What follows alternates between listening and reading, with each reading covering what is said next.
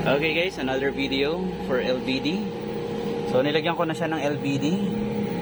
Ayan, just in case. So ito yung low voltage disconnection. Ayan. So ang charging niya guys ay nasa 14. So pag kumilaw na to guys, ayan, nakaset na siya positive negative with relay, naka-relay na. Ito dito natin i-connect. So ito yung pito. Ayan. So LVD muna tayo bago tayo mag-pay ito. Ayan. So nakita nyo guys, umilaw na siya. Ibig sabihin may supply na ito. Example, pindutin natin tong down. So ang cut off niya ay 12.2. Pag na-reach na po ng battery ay 12.2, automatic mag-turn off na po siya.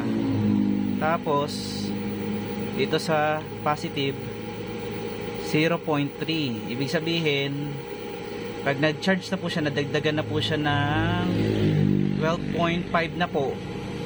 Pag 12.5 na yung battery o 12.3, ayan, kagaya ito, 12.2 pa lang to, 12.3, 12.4, 12.5 ay automatic magpa-power na siya. So paano siya gumagana? Halimbawa ito, tatasan ko po yung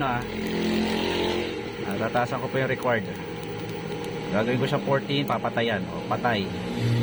Laging bababa ko siya, babalik po siya. Ayan. So ganyan po yung relay.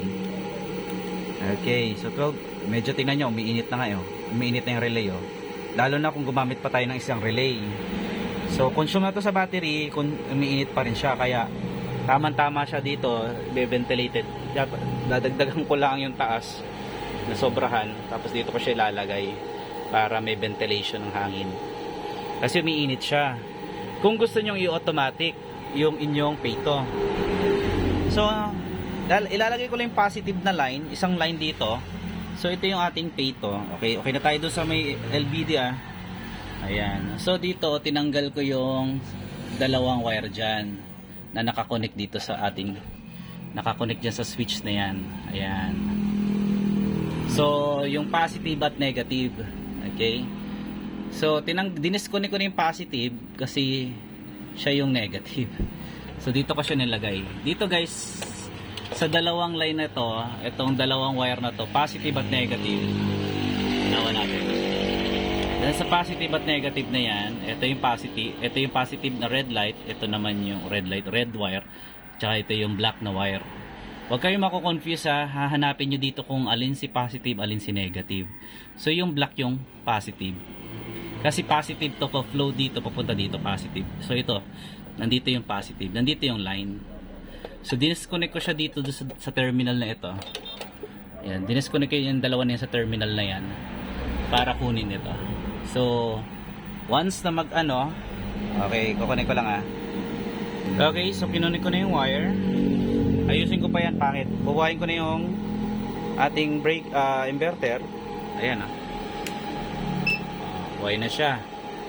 Dito galing nag-switch siya na. Ang nag-switch nito ay yung LVD. Ito yung breaker niya. Ngayon, itataas ko ulit select, tapos mabilis pindot. Tapos pwede niya nang taasan. Habang tinataasan ko yan, tingnan ninyo. Okay, cut off. Cut din yung ilaw dito. Cut din dun siya. So ibababa, naman natin. Balik tayo, isang pindot. Mabilis sa pindot, long press, and then ibaba natin. Yun. Okay, narinig niya. Nilagay natin sa 12.2. Okay, 12.2 na siya nakaset. Yan lang. Di ba, madali lang. Hindi nyo na kailangan magdagdag ng isang relay. Pampasira lang din yun Tsaka ito lang, ito suportahan na lang natin ang pan. Para hindi na yung isang relay na nabibili, dagdag din sa battery yun. So ito, consume na to sa battery.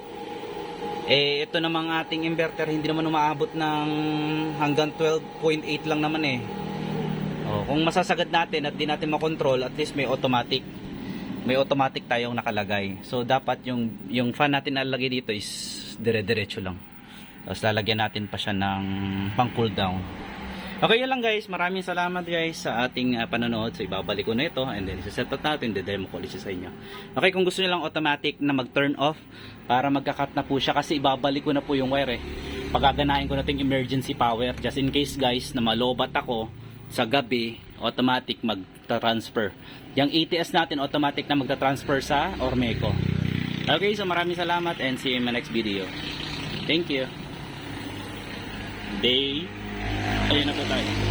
31.